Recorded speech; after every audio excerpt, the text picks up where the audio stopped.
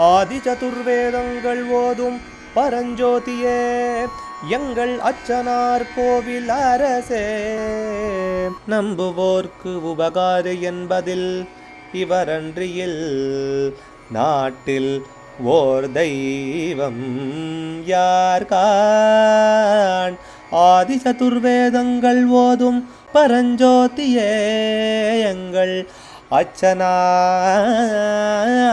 கோவில் அரசே. சுவாமியே சரணமையப்பா. அச்சங்கோவில் அரசே சரணமையப்பா.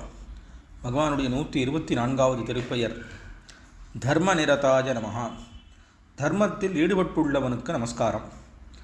தர்மத்தை நிர்வகிக்கிறவர், அதை நிலைநிறுத்துறவர், காப்பாற்றுறவர் அப்படிங்கிற அர்த்தமெல்லாம் இதுக்கு வரும்.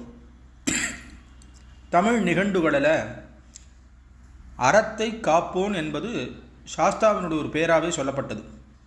இதே தான் சம்ஸ்கிருதத்திலையும் தர்மஸ்ய சாசனம் கரோதி இதி தர்மசாஸ்தா. தர்மத்தில் ஈடுபாடுடையவன், தர்மத்தில் ஈடுபட்டுள்ளவாளை காப்பாற்றுறவன், அதனால் தர்மசாஸ்தான்னு பேர். சாஸ்தாரம் தர்மபாலம் ஹரிஹர தனயம் சாட்சி பூதம் பஜேகம் அப்படின்னு சாஸ்தா ஸ்துதி தசகம் 17 தெரிவிக்கிறது. இது இப்போ வர நாமாக்கள் எல்லாமே இந்த தர்மத்தை பற்றி இத்தனை நேரம் சொன்னதாக அமையிறது.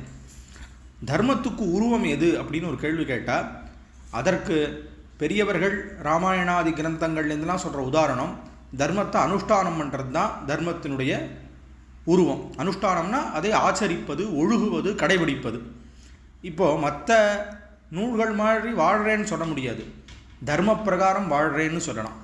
அந்த தர்மமே எல்லாத்துக்கும் பிரதானம். தர்மத்துக்கு உருவம் ராமன்னு சொல்லி ராமோ விக்கிரகவான் தர்மஹா அப்படின்னு ஆதிகவியான வால்மீகி பகவானும் சொல்கிறார். தர்மத்துக்கே உருவமாக பகவானுடைய வாகனமான நந்தி இருக்கிறதா சொல்லப்படுறது. பகவான் தர்மத்து மேலே ஏறி இருக்கார், பரமேஸ்வரன் அப்படின்னு ஒரு அர்த்தம். வேதமும் தர்மமும் வேறு வேறு இல்லை. ஒன்று போதிக்கிறதா இருக்கிறதுனால அது அதுலேயே இருக்கிறதா இருக்கும். அதனால் வேதத்தை வாகனமாக வச்சுட்டு இருக்கிறதுனால கருட வாகனம் ரொம்ப விசேஷம்னு சொல்கிறது உண்டு. அதனால் தர்மத்துக்கு உருவம் சாஸ்தாவே, அதனால் தர்மசாஸ்திரான்னு பேர். இந்த தர்மத்தில் ஈடுபட்டுள்ளவரை காப்பாற்றுறவன் அப்படிங்கிறதான அர்த்தமானது இதற்கு அமையிறது. அச்சங்கோவில் அரசே சரணமையப்பா. அச்சனார் கோவில் அரசே சுவாமியே சரணமையப்பா.